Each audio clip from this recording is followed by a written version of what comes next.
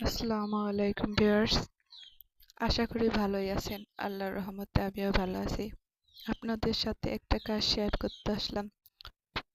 লতা পাতা দিয়ে একটা ফুল, কাজটা চিকেন কারি কাজ হবে। এখন করতেছি ব্যাক স্টিচ দিয়ে, তারপরে চিকেন কারি কাজ করব।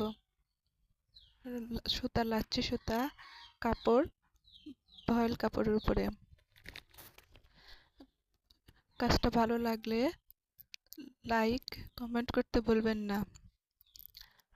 কাজগুলো ভালো লাগলে চ্যানেলটা সাবস্ক্রাইব করেন আর বেল আইকনটি বাজিয়ে দিন, এরকম কাজ যাতে আপনাদের কাছে সহজে পৌঁছে যায়।